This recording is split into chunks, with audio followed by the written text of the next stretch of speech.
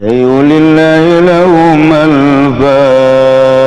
الفاتحة بسم الله الرحمن الرحيم الحمد لله رب العالمين الرحمن الرحيم مالك يوم الدين. Awas, wa huwal qahir, Gusti Allah teh anu maha maksa maha kawasa. Moal aya nu bisa ngelehkeun jeung ngapeskeun ka Gusti Allah mah mustalian. Allah mah maha luhur luar biasa. Kaluhuranana fauqa ibadi, jika nyaritakeun fauqa. Lamun urang nyaritakeun to nu hiji dihandap tuh nu hiji deui di luhurna fauqa tateta. Nu mana tuh tiung berem tuh di luhur tuh ija luhureunana nya fauqa eta eta tuh di hadapan tah ngaranna tat hadapanana eta bahasa Arab eta mah ngaranna fauqa makania aya fauqa teh manziliyah atawa disebut teh ieu teh fauqana teh fauqa kitu naon ngaranna manziliyah. Jadi ngan sakadar fauqa teh pangkat. Ari sia nyaon teh kasar witi nyaho. Ari kasar niti atuh nyaho. Cek sia gelisan mana atuh jauh tah mah. Oh sarwiti mah tuh luhureunana. Eta luhureun teh lain sarwiti numpakan sarniti. Luhureun tina gelisna berarti. Tah kagelisan fauqa kana tah. Fauqa kana mun ditanyakeun ai sarwiti jeung sarwiti. Oh sarwiti mah fu. Fukenon luhureun sia nyaon teh ka haji Heri nyaho aing ka Joni nyaho eta usahana watu jauh luhureun Joni mah luhureun teh lain berarti luhureun numpakan mamakania ieu beban ziliyah eta lamun kurang dibahas fauqa teh moal kaluar ti 12 tempat fauqa. Jadi urang ngebahas fauqa bae ge moal anggeus datang ka lohor ya. Moal anggeus mun dibahas hiji-hijina ka dieu jurusana aslina fauqa mah aslina makaniyah geus digunakeun kaluar makaniyah engke bakalna jadi majaz. Panjang deui tah ngaji kos kitu tah. Atuh kula ge teu bisa emang ngajalanan teh majaz beungan kos kitu teh. Hese teh ngaji teh. Tah ieu tah deuk ngajelaskeun fauqa besi kieu doang kieu. Allah teh maha luhur kaluhuranana aya luhureun hambana. Jadi berarti Allah teh aya di luhur langit, hambana mah dihandap besi kos kitu. Mengkol sia bahaya. Mentak dijelaskeun fauqana heula, ieu mah fauqa teh manziliyah. Ngan lamun dibahasakeun fauqa manziliyah berarti aya persamaan, panjang deui bae. Matak moal kaudag ieu mah hese jasa ieu. Gaji fauqa bae ge hese fauqa. Terus banding ulah dia aja cek ulah mah. Uyang. Teh udah bahasa batu. Geus teu kudu. Jadi ieu mah fauqa teh tisaluhureunana sampikeun ka dibahas kos kieu. Meureun Allah teh saluhureun urang teh luhureun. Lain kitu, meureun di langit, lain kitu. Meureun di luareun bumi Allah teh lain kitu. Besi saluhureun hamba dak wabeh saluhureun makhlukna jatuh manusia kapan makhluk atupan bumi jeung langit ya beureun makhluk atuh Allah mah di luareun eta meureun ai saluhureunana mah lain kitu ja Allah mah aya kuari ge di mana aya di dieu mana ieu coba cekel atuh mal kacekel di mana atuh belah katu lain belah kaca lain belah hareup lain atuh bener belah tukang lain, di luhur di dia lain, di handap lain, katincak atuh. Aju di mana atuh? Nu ngagerakeun sia ta eta Allah. Anu ngicipkeun sia ta Allah. Anu lamun urang neuleuh makeh tiung koneng teh urang molotot eta aya Allahan di dinya. Tah eta. Lain sambarangan, beneran eta kos kitu teh. Urang resep teh kasih itu teh nang Allah. Urang greget teh eta teh nang Allah. Tah, ieu teh nang Allah kabeh. Anu urangan kabeh ge nang Allah. Wa huwal qahir, Gusti Allah teh maha ngalindi, maha kawasa Allah maluhurna ngalindihna ka kawasaanna pauqa ibadihi disaluhurin hambana yakni hambana boga kakawasaan teh menang ti Gusti Allah. Allah mah di luhur atas luhur nurun ala nur fauqa nur cahaya di luhur cahaya di saluhureun cahaya eta keur carita cahaya Gusti Allah mah aya di saluhureun sagala-galana ieu nu ngatur urang teh Gusti Allah anu ngaayakeun urang ti eueuh Gusti Allah anu nangtungkeun urang Gusti Allah nu ngadiukeun urang Gusti Allah anu mere icep Gusti Allah nu mere ngadenge Gusti Allah anu maremkeun dedengean Gusti Allah anu ngadengekeun deui Gusti Allah anu noleukeun urang ka sagala rupa nang Allah diparemkeun ku Gusti Allah tadi teh eta mah kabeh ge meuning Gusti Allah heueuh hiji pagawean nu dipigawe kurang lain ti Allah moal aya kabeh menang Allah. Allah mah al-qahiru fauqa ibadihi. Aduh ai menang Allah mah geus bae urang cara ricing we budak ya kabeh ge menang Allah atuh nu dikasorgakeun nang Allah kana rakakeun menang Allah kuari jelema ieu didaekeun salat menang Allah eta jelema teh didaekeun mabok menang Allah aya teh dijadikeun pejudi nang Allah aya teh dijadikeun pesina menang Allah aya teh pejabat korupsi nang Allah nah mantep cak pejabat teh nang Allah eta ngan sia deuk dikamarakeun meureun ku Allah menang Allah can kaharti cenah kiai kabeh menang Allah tapi pan Allah mah teu adil amat pan kabeh nang Allah tapi di akhirat nu ieu ka surga nu ieu ka neraka cek anu di ka nerakakeun teh Gusti aya abdi didamel ku Gusti kusaha ku kaing aya abdi ayeuna dimasiatkeun ku saku aing pada tu abdi di ka nerakakeun kumaha aing wae Gusti pan kitu amat we itu kumaha aing wae aing pangeran tapi abdi nuntut keadilan Gusti hari itu si itu teh disolatkeun bae ku Gusti di dunia nangsa nang aing ajunya nang ngaji bae nangsa nang aing ajunya na boga harta daek sedekah nangsa nang aing aju ku ari di ka sorgakeun nangsa nang aing atuh kunaon abdi teu dikitukeun kumaha aing bae bego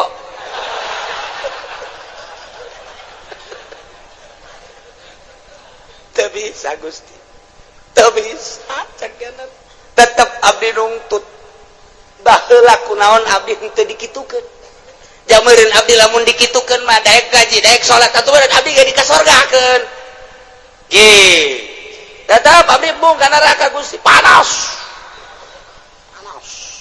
bung malaikat ulah loba omong tetep ka neraka besen ge heula putuskeun heula Allah teu adil tetap Allah ya adil lumantak di dia diberian wa huwal hakimul khabir Gusti Allah teh anu maha bijaksana di makhlukna didamel nu jangkung didamel nu pendek didamel nu putih ku Gusti didamel nu hindeng teh ieu teh bijaksana Gusti Allah nu ieu mah dagangna maju nu ieu mah dagangna mundur ieu teh bijaksana na Gusti Allah nu ieu mah jadi sugih nu ieu mah jadi susah ieu teh bijaksanana Gusti Allah lantaran Gusti Allah ma'al khabiru anu maha uninga di bawatinihim kajrona sakumaha nyahona kana zahirna bae tetep abdi nungtut ka Gusti kunaon make jeung abdi dimasiatkeun sakitu bae abdi kok dulur abdi tetangga abdi mah dikasorgakeun ai abdi dimasiatkeun kunaon ayo abdi tetep demo ka Gusti dek yen komplotan demo BBM naik cak Gusti Allah kieu aing mimiti nyieun lauhil mahfuz haju aing nyieun kolam pernah ku aing dicatet seluruh haju geus dicatet eta ruh kabeh moal kurang moal leuwih ku aing ditanya alastu bi rabbikum aing tah lain pangeran anjeun pan sia ngajawab qalu bala haju ku aing sia diturunkeun ti alam lahut ka alam jabarut pan sia masih keneh muhun-muhunan dek nurut ka aing diturunkeun ti alam jabarut ka alam malakut alam malaikat pan sia didinya ngarobrol uyu urang patuh ka Gusti ulah kumaha deuleu tuh malaikat pon pabeh ngomong kitu barang sia diturunkeun ka alam nasut alam nu rusak alam nu pana dibere mata jeung dibere ceuli pan aing ngutus rasul titah nuturkeun rasul eta teh rasul ku aing dibere mukjizat kabeneran unggal rasul dibere mukjizat macem-macem sia teh kapan di akhir zaman di umat Kangjeng Nabi aing Muhammad ngaranna pan dibere ku aing mukjizat Muhammad teh Quran terus disampai-sampaikan kapan ku ulama pan sia teu ngajeding mulai naon Gusti ngajeding bodoh sia teh nyaho ngajeding azan tah sia teh teu melu wah aya deui melu leuwih parah ti ngajeding teh mata sia teu melu tah teu ngajeding teu melu sia pada eta beureut teu ngajeding teh nang ti Gusti teu melu teh meureun nang ti Gusti bener cek Gusti aing pan nitah nyampaikeun melalui Muhammad Rasulullah di Muhammad disampaikan ku para sahabat aya khulafaur rasyidin di sahabat ku aing terus kita disampaikan melalui umat aing pilihan-pilihan wali-wali Allah pan sia ngadenge Abdul Qadir nyaho sia Abdul Qadir nyaho di mana sia Abdul Qadir pondok tukang lauk nyaho sia ka Imam Syafi'i nyaho sia ka Imam Hambali Hanafi mazhab-mazhab nyaho sia ka wali sultan aulia nu aya di Indonesia jasiem orang Indonesia aya wali sanga nyaho aya henteu di Banten wali aya henteu penerus walina aya juara sub Golkar lain wae eta sama kerebakeun aing tah batur sia keuleuh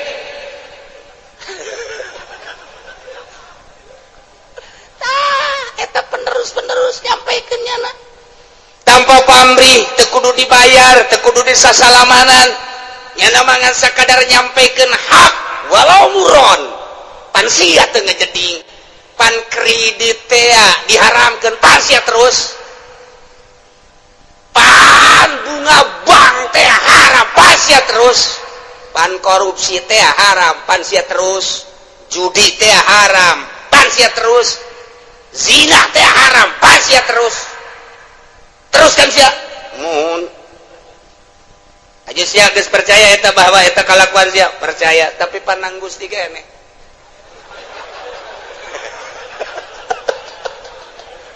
kumbung-mungna ka neraka ieu si Joni urang Cikupa embungeun di sidang pabeh ngadengekeun di satukangan terus Jon terus ulah sampai ke neraka urang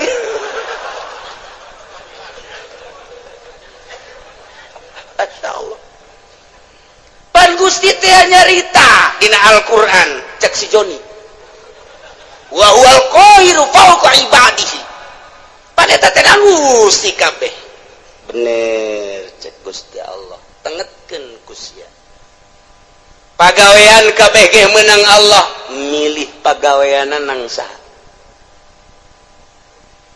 milih na Gusti nang saha milih na nang abdi tah eta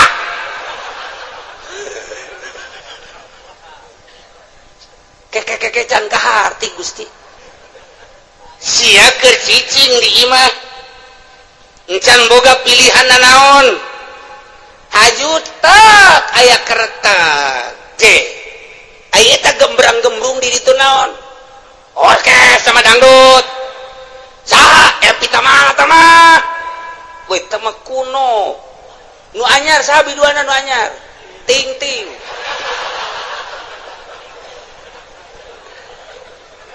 sia eta harita tergerak hate sia tah eta teh hayang nonton eta teh kahayang saha kahayang abdi tapi pan ti Gusti kan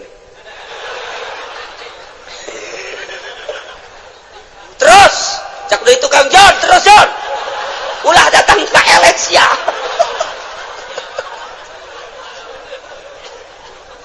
nabi gak lamun teu dipilihkeun ku Gusti mah tetep bae moal pan abdi buktina babaturan abdi nuku abdi diajak yuk urang nonton dangdut panjana mah embung malemna nih cek teh malam Senin mbong malam Minggu mbong aing ngaji bae boga pengajian di ditu eta panang Gusti keneh pilihan gitu teh bener cek Gusti tuh makana ulah di neraka hakeun cek nang Gusti kabeh si kana neraka ai si hitungna geun tiis di neraka kuring panas gas ta aing teh nenden bisa memeh ikhtiar ngaranna dain teh pengajak penggerak anu ngagerakeun ikhtiar anjeun anu mimiti memeh ikhtiar teh tah kereteg dain ngaranna eta teh ku aing dijieun sanggeus teh dijieun dipasrahkeun ka sia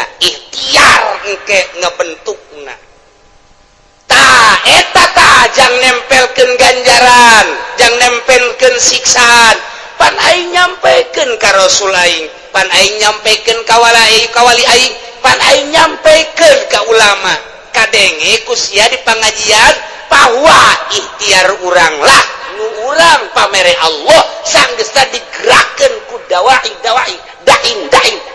dayah pengajak penggerak di jero hate anu maneh kemudian milih kana pilihan eta pan aing nempelkeun ganjaran teh di dinya saha nu pilihanana ibadah sorga pan cak aing saha nu pilihanana maksiat pan neraka cak aing pan aing teh geus nyen syariat bener nu ngalaksanakeun nama aing coba nu ngaikhtiaran dai na sia tah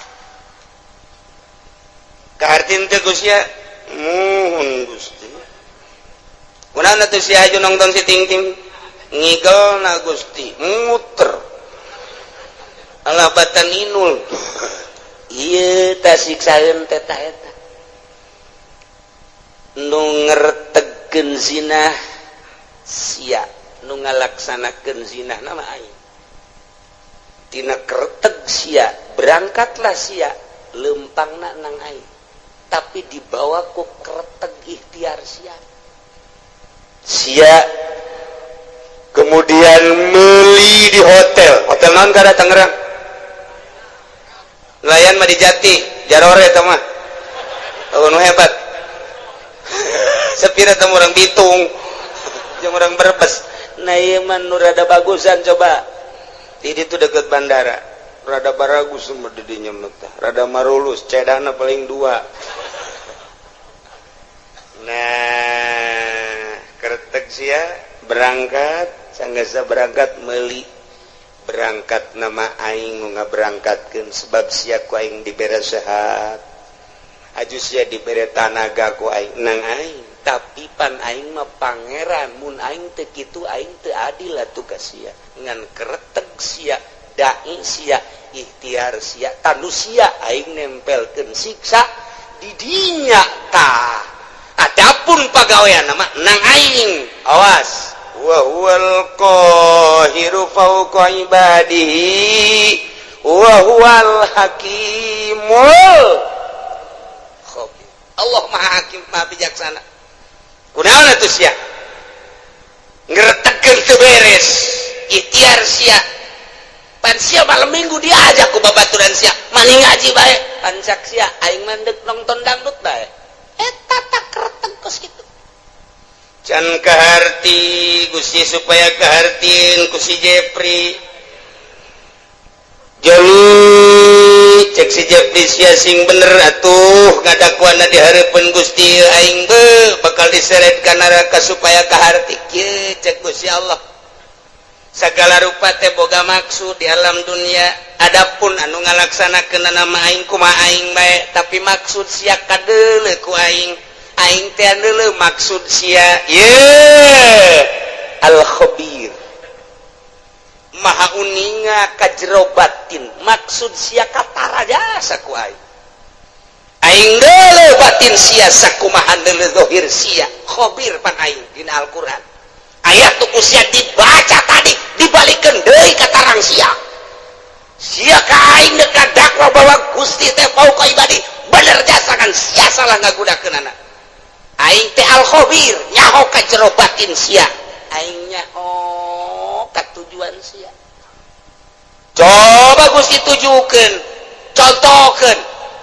Ketika maneh muriang haju maneh neangan obat eta neangan obat hayang naon hayang cager pan eta kanyahoan pan sia neangan obat teh pan hayang cager haju sanggeus teh kitu maneh teh neangan obat di dokter obat di warung mah teu mempan harita teh haju pan sia hayang ka dokter. Eta teh ai ka dokter nama berangkat teh kapan ku aing teh diberangkatkeun sanajan kadeuleuna mah melalui anak-anak sia jeung dulur-dulur sia ku aing tapi maksud sia ka dokter teh kapan hayang diperiksa hayang naon tuh hayang cager kajawan kan ku aing sia kajawan hayang cager kan tuh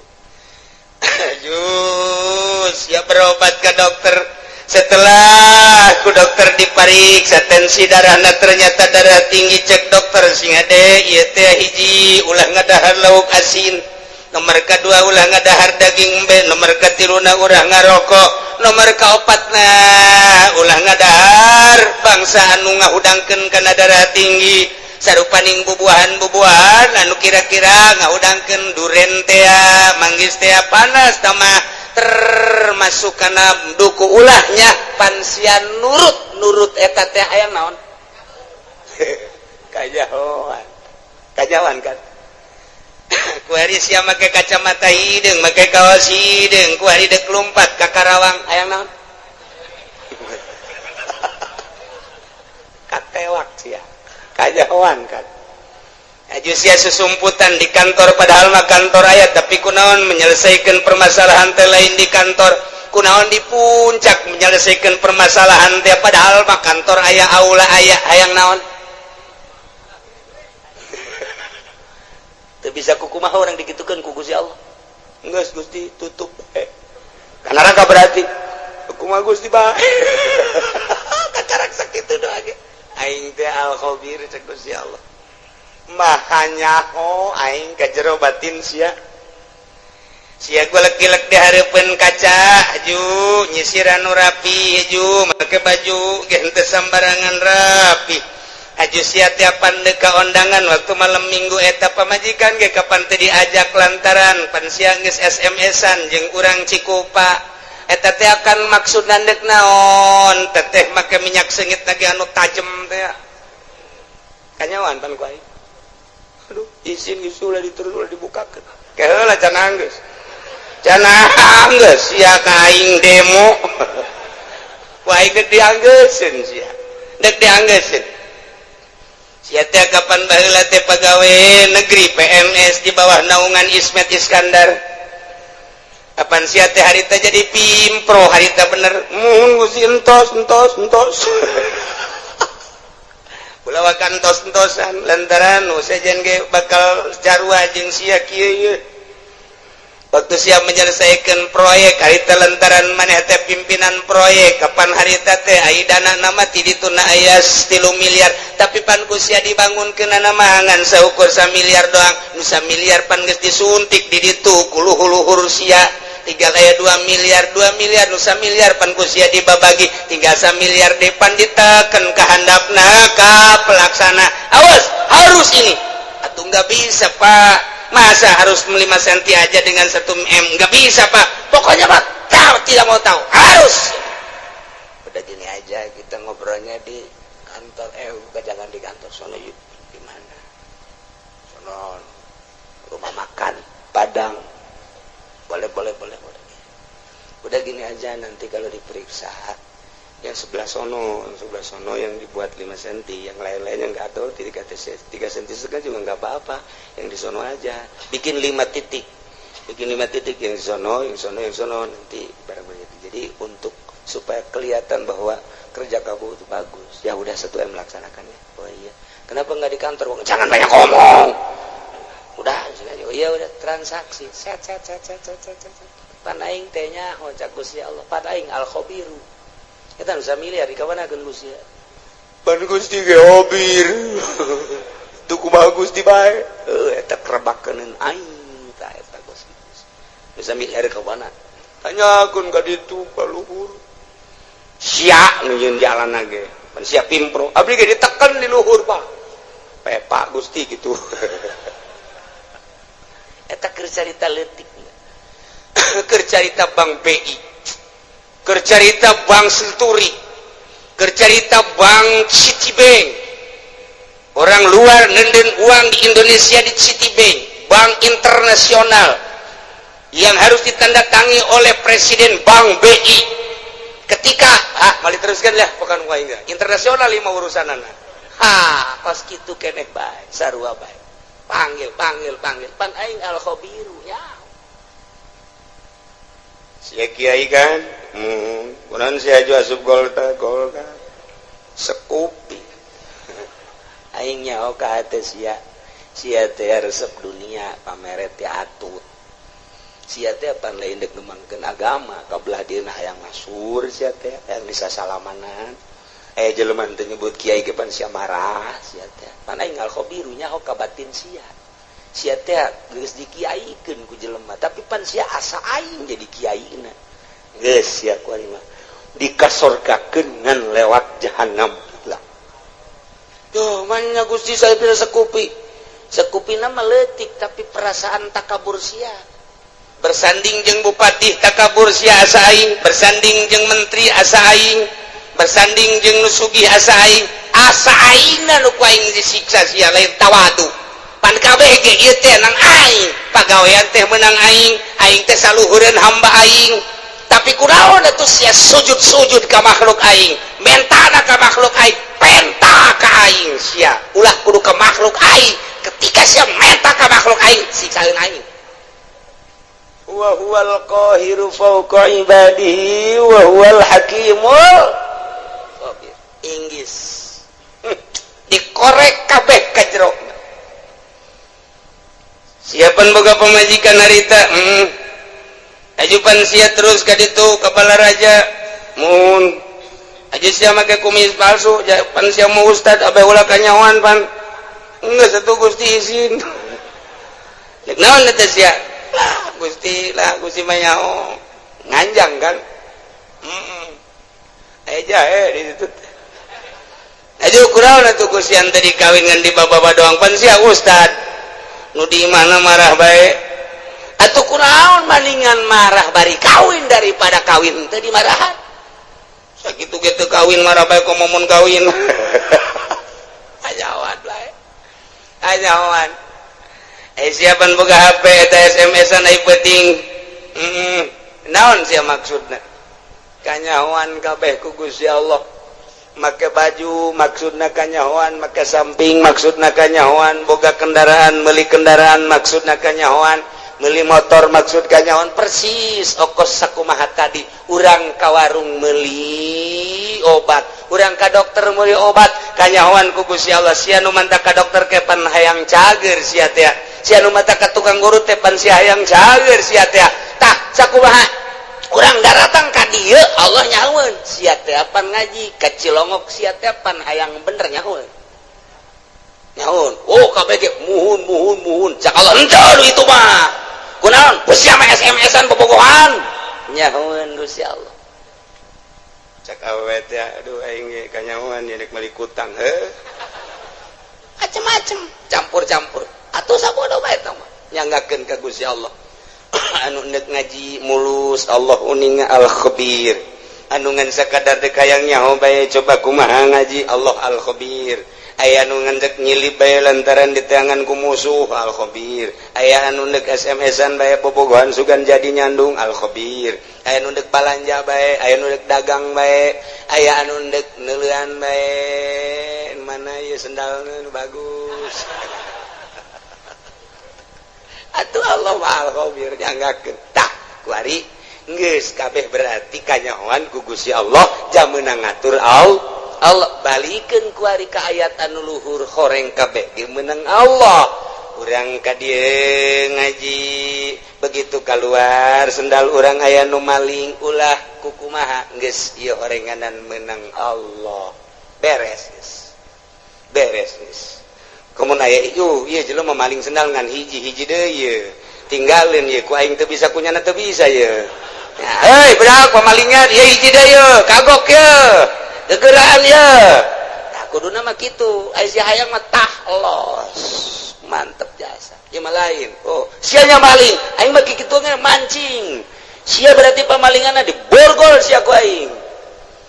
Tah iyalah kabeh ge dibalikeun ka Gusti Allah. Lamun urang geus bisa kos kitu mantep jasa.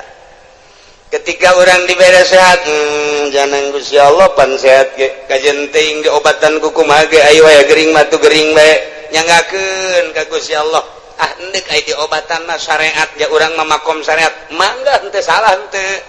Ngan kabeh ge lain ku obat ulah tatagenan ka obat. Tetep tatagenana ka Gusti Allah syariatna meunang dokter obat urut dan lain sebagainya. Tetep tatagenana meunang Allah syariatna ngawarung, tetep tatagenana ka Allah syariatna dagang, tetep tatagenana ka Allah syariatna digawe, tetep meunang Allah tatagenana ka Allah syariatna bisnis. Pangkat urang pangkat syariat, bawalah bahasa syariat kusungut asupkeun ka jero hate syariatna. Karak rada salamet. Rada keneh teh gencan masih kade encan rada doang. Tapi lamun geus luhur pangkatna bangsa solihin naik wali geus suruhat syariat kabeh nang Allah titik. Yo atuh eta mah syariat jang sia aing mah geus teu kudu make syariat sebab syariat geus ditinggalkeun ku aing. Aing mah geus melalui hakikat ya hakikatna memenang Allah. Hakikatna memenang Allah kabeh ge geus berbicara hakikat geus ngalangkahan syariat geus lain deui tah maka dituna geus kamil tah eta tah nu bisa mukamil ngaranna sempurna bisa menyempurnakan anu saja. Lamun tahapan syariat ngajina tetep sapinah bae, ngajina tetep takrib bae, ngajina tetep bae masih kana Fathul Muin Fathul Wahab tahapan syariat didinya bae teu bisa nyana kudu ngabebener batin batur lantaran kadang-kadang nyana ge hasud. Kadang-kadang nyana ge hasud atuh. Nyana hasud kene kiai mah kiai udang-udang na gede tapi hasud kene teu bisa ngaberesan hasud batur lantaran dirina ge bobolokot kene. Teu bisa. Teu bisa ngabebener ria batur lantaran dirina ge bobolokot kene kuria. Encan sampurna dirina kakarak bab zahir doang. Ke geus ditapakuran jeung dimorokobahan batinna sesuai jeung posisi-posisina beres lempeng kapanggila jeung dai. Lamun tadi sakadar pembahasan dai di awak kurang anu ngagerakeun timbul ikhtiar kuari mah kapangi jeung daina. Artina dai teh nu ngagerakeun timbul ikhtiar pan meunang saha eta teh meunang Allah karasa asa babarengan jeung eta kuari. Asa neuleukeun ka eta atawa asa dideuleukeun tah kuari mah lempang asa bareng jeung Allah diuk asa bareng jeung Allah nu ngagerakeun kada ikhtiar urang teh tadi disebut dai. Mun ditanya di mana ayana wallahu a'lam. Lamun ditanya aya tahu aya, lamun ditanya belah mana wallahu a'lam. Nu penting aya eta mah ngan sakadar karasa tapi hese dijabarkeunana. Geus tukos kitu mah dunia eta leutik bakalna lantaran nu ibadah kabeh ge ka Allah, salat di dieu ka Allah, di Mekah ka Allah, di Yerusalem ka Allah. Allahna eta nu neuleukeun ka seluruh jagat. Nu teu kadeuleu ku Gusti Allah, di mana bae urang ayana kadeuleu ku Gusti Allah. Nah, lamun geus kos kitu asa dideuleukeun bae ku Gusti Allah, adab bakal aya. Boro di nu loba jelema cacak-cacak di jero kamar ge tetep bae adab teh dipake. lantaran naon Allah neulekeun bae di mana bae iraha bae ka mana bae hiji tempat nu teu kadeuleuk ku Gusti Allah karak mulai geus jadi wali ti dijalah diboro ku jelema boro keur benerna keur salahna ge tetep bae dipake jimat sebab naon nyanana geus ka Allah bae misah geus bisa nyana teh antara dunia jeung makhluk geus teu kadeuleu memeh paeh geus asa paeh ti heula memeh ka akhirat geus aya di akhirat awakna kadeuleuna mah di dunia leulempangan horenganan airohna mah geus aya di akhirat keur babarengan dina mizan babarengan dina jembatan siratal mustaqim keur babarengan neuleuan neraka keur babarengan neuleuan muridna keur babarengan neuleuan umat keur babarengan jeung para rasul keur babarengan di sorga kos kitulah ahli-ahli Allah subhanahu wa ta'ala wa iyam saskallahu bidurin fala kashifalah eueuh nu bisa ngilangkeun madarat kecuali Allah wa yamsaska bi khairin lamun bae Allah nu ngeunakeun kana kahadean atuh kumaha Gusti Allah fala rada li fadli cukup ta urang dibaca ku urang Allahumma antas salam wa minkas salam wa ilaika ya'udu salam fa hayyina rabbana bisalam wa adkhilna jannata darus salam tabarakta rabbana wa ta'alaita ya dzal jalali wal ikram Allahumma la mani alima wa la mu'ti alima wa la radda atau eta teh nu kurang dibahas lamani alima atau eta mualaya nu bisa ngahalangan kana pamere Allah wala muti alima mana eta mualaya anu bisa mere lamun dihalangan ku Gusti Allah wala rada lima qada eta mualaya nu bisa nolak lamun geus qada ti Gusti Allah dibabaca unggal magrib tapi nyarekanan mah terus bae dibabaca unggal magrib unggal subuh ge lawan sababna teu asup ka jero sanubari lantaran teu pernah nyaho kana hartina tah sageus nyaho kana hartina mah akur jeung ayat ieu tah nu mentek ge ieu mah sesuai jeung Ibnu Abbas teh diriwayatkeun ti Ibnu Abbas cek Ibnu Abbas kuntu di Rasulillah sallallahu alaihi wasallam sim kuring teh ngabonceng di Kangjeng Rasul Pakola li ngabonceng umurna kakarak 8 tahun Abdullah bin Abbas umur 8 tahun naik on 8 tahun naik onta babarengan jeung Kangjeng dipayun Sayyidina Abbas dipengker jadi ngabonceng Kangjeng Nabi mah kadang dibonceng kadang ngabonceng masalah tah tidinya cek Kangjeng Rasul pakola li ya gulam bocah oh ya bunda ya anak king ala wa'allimuka kalimatin yanfa'uka Allah bihinna daek teh mun diwurukan beberapa kalimat nu bakal bisa ku Gusti dimangpaatkeun pakul tu cak Ibnu Abbas bala ya Rasul atuh kantana pakola cek Kangjeng Rasul ihfazillah yahfazka jaga ku maneh Allah bakal ngajaga ka anjeun ihfazillah tajidhu amamak ibadah anjeun ka Allah jaga ku anjeun Gusti Allah bakal kapanggih ku anjeun di hari maksud amamak teh engke geus maot atawa di dunia keneh geus karasa aya na Gusti Allah karasa jasa deket na Gusti Allah karasa babarengan na Gusti Allah jaga Gusti Allah ibadah ka Gusti Allah pakai aturan anu pas jeung sesuai jeung aturan Allah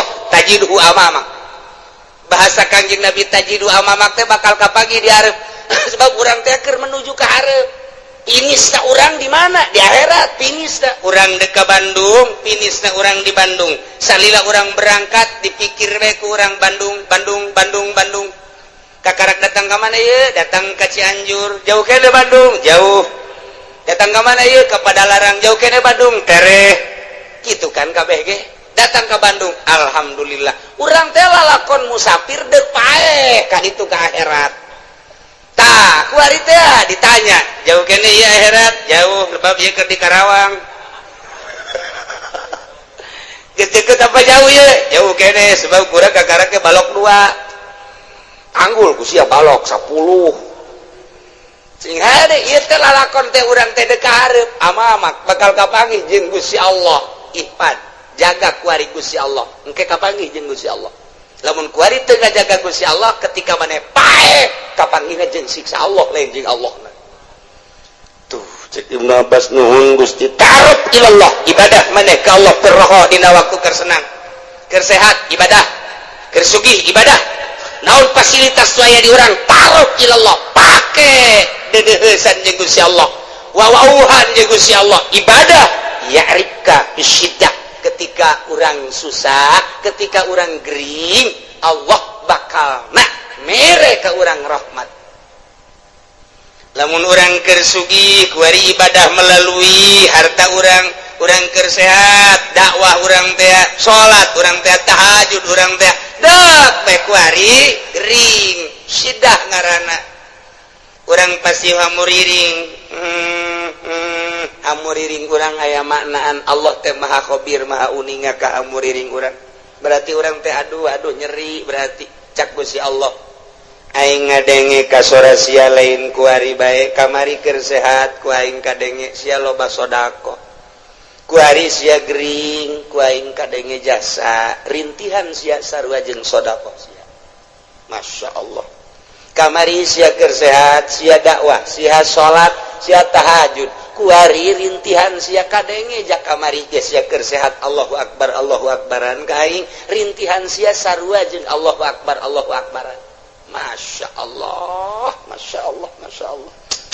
ulah ieu mah kamari mah tilok salat kamari tilok zakat kamari ieu keur sugih tilok sedekah kuari barang dah gering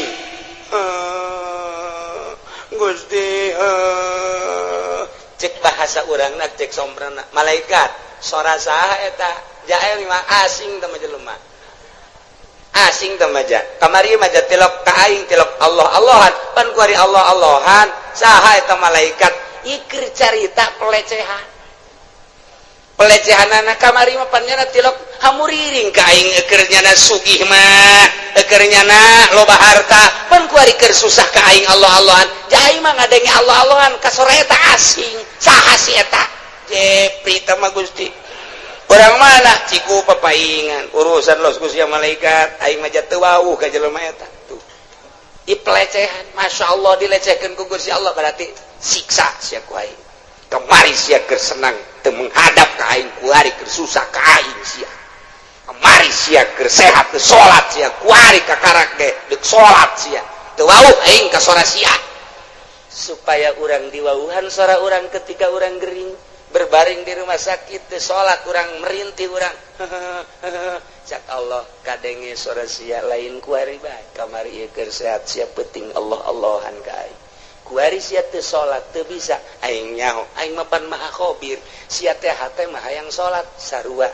berbaring di rumah sakit sarua jeung sholat sia per detik sarua jeung per detik per menit sholat duh cek Ibnu Abbas mantep amat Gusti teh mah idza sa'alta fas'alillah di mana anjeun minta pentalah ke Allah wa idza sta'anta fasta'in billah di mana minta tolonglah ke Allah faqad capal qalam bima huwa kainun isberes qalam geus teh dituliskeun deui qalam teh tinggal ngalaksanakeun aturan-aturan Allah nu kuari bae geus beres caritaan roh geus beres tulisanana surga jeung neraka kuari tinggal ngalaksanakeun doang falau annal khalqa kullahum jami'an aradu ayatruk lamun bae makhluk seluruhna ngarepkeun ngamadarakeun ka anjeun bisain lam yaktihi ku hiji perkara cek anjeun labi anu teu dikodokeun ku Gusti Allah lam yaqduru alaih moal mampu eueuh dikodokna moal mampu dek dibunuh ku saratusan teu aya tulisan bakal terbunuh nu 100 moal bisa ngabunuh sakompi dion 203 bila perlu 5 kompi dek kabunuh manehanana eueuh kodona ti ditu moal bisa kajen kumaha waj'alillah wa'mal billah syukri wal yakin beramallah ka Allah syukuran jeung yakin wa'lam anna fis sabri ala ma dzakarahu khairan katsira kanyaokeun ku anjeun sabar ala ma takrahu kana naon urang embung urang susah embung sabar khairan katsira lamun tata dina urang ibadah urang gering urang embung ja embung gering teh ketika urang sabar khairan katsira malah tambah-tambah derajat urang teh ku Gusti Allah Masya Allah wa anna nasra ma'an nasri wa anna al-faraj ma'al karbi wa anna ma'al usri yusra kitulah cek Kangjeng Nabi iyalah akur hadis ieu jeung wa iyam saskallahu bidurril falaka syifala maka pasrahkeun kabeh ka Gusti Allah, nolkeun diri urang cek Tuan Syekh Abdul Qadir. Idza aradta dukhul ilallah, di mana anjeun ngarepkeun asup ka Gusti Allah fadkhul, sok asup. Waqad nazata pocot ku anjeun ilmaka wa amalaka wa nasabaka wa hasabaka ma'anisyani malika wa ahlika biceun kabeh urang sataranjang ti eta hiji bae Gusti Allah nu aya di jero hate. Mantap jasa urang ibadah engke ka Gusti Allah mun geus modal kitu karasa dainna karasa jeung Allah. Mun aya bahasa wa huwa ma'akum aina ma kuntum karasa wa huwa aqrabu min hablil warid wa nahnu aqrabu min hablil warid karasa deketna Gusti Allah. Mantap kitu Kanjeng Nabi Khadir alaihi salam dipenta doa ku muridna mama supaya abdi mantap jasa keyakinan ka Gusti kudu ngawiridkeun naon wiridkeun ieu wa iyam saskallahu bidurrin falakashifala wa iyam saska bi khairin fa huwa ala kulli syai'in qadir cek Kanjeng Nabi Khadir wa huwal qahiru fawqa ibadihi wa huwal hakimul khabir. Tilu kali ba'da maghrib, tilu kali ba'da isya engke doa ngadoana ieu Allahumma lakal hamdu wa minkal faraju wa ilaikal mustaka wa bikal musta'an wa la haula wa la quwata illa billahil aliyil azim wa nasta'inuka ala fasadin fina wa nas'aluka salaha amrina kullihi ya arhamar rahimin. Eta lah doana lah geus ara hafal kabeh eta.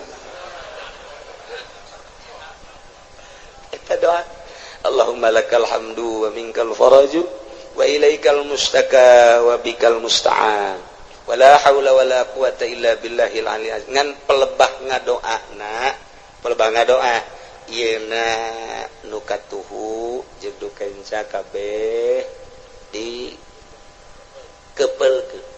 Allahumma lakal hamdu wa minkal faraju wa ilaikal mustaka wa bikal musta'an. Pas wala haula nabuka wala haula wala quwata illa billahil aliyil azim wa nasta'inuka ala fasadin fina wa nas'aluka salaha amrina kullihi ya arhamar rahim. Kitu praktekna sakali deui tengetkeun teu kudu ditulis. Allahumma lakal hamdu pekepelkeun ieu. Begitu dikepelkeun kieu murid Kangjeng Nabi Khadir langsung nanya, coba pangbuktikeun Tuan Guru doa eta. Oh, hayang bukti. Dibuka kunyana bajuna nu ieu. Diasup ka dieu. Dileukeun ku maneh. Aya ke 10 kali.